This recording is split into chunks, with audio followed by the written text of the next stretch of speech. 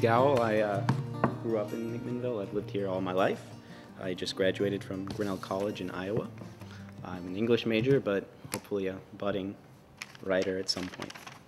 I'm going to start with one of William Stafford, go into one of Edna St. Vincent Millay, which I wasn't planning on doing, but seems apt, and one of my own. William Stafford's Traveling Through the Dark.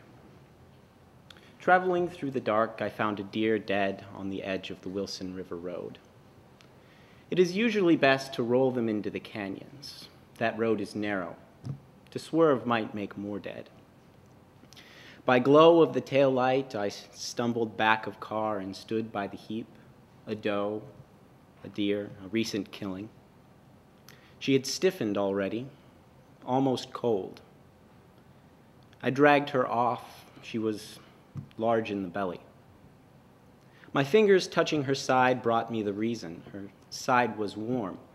Her fawn lay there, waiting, alive, still, never to be born. Beside that mountain road, I hesitated. The car aimed ahead, its lowered parking lights. Under the hood purred the steady engine.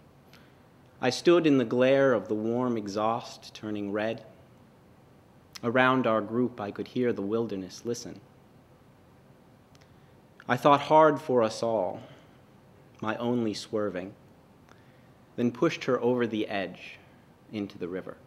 The second one by Edna St. Vincent Millay, which I hadn't planned on reading, is called Conscientious Objector, which I have learned to recite recently because of research I've been doing into my own grandfather's status as a CO during the Second World War.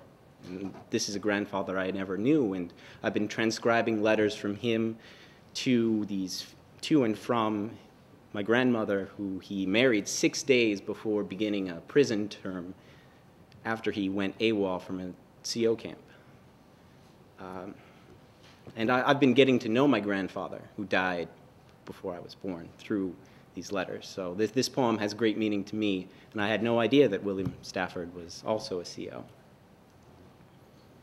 I shall die, but that is all I shall do for death. I hear him bringing his horse out of the stall. I hear the clatter on the barn floor. He is in haste. He has business in Cuba, business in the Balkans, many calls to make this morning, but I will not hold the bridle while he cinches the girth. And he may mount by himself. I will not give him a leg up. Though he flick my shoulders with his whip, I will not tell him which way the fox ran. With his hoof on my breast, I will not tell him where the black boy hides in the swamp. I shall die, but that is all I shall do for death. I am not on his payroll. I will not tell him the whereabouts of my friends, nor of my enemies either. Though he promised me much, I will not map him the route to any man's door.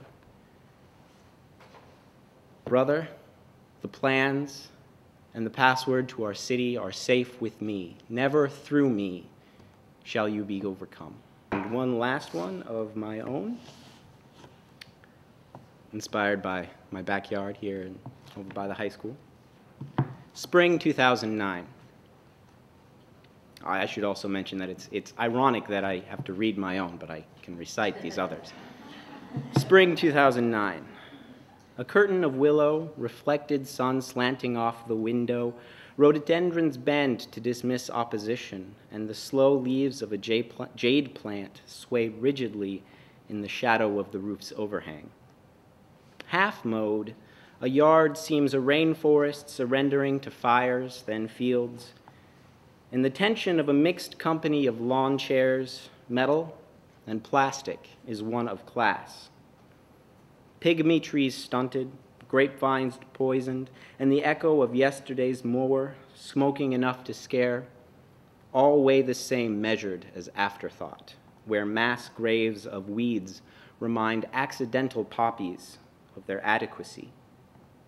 Blossoms months removed from the apple tree, branches won't need extra support in an off year, and underneath, the sandbox's tarp shrouds an oversized litter box.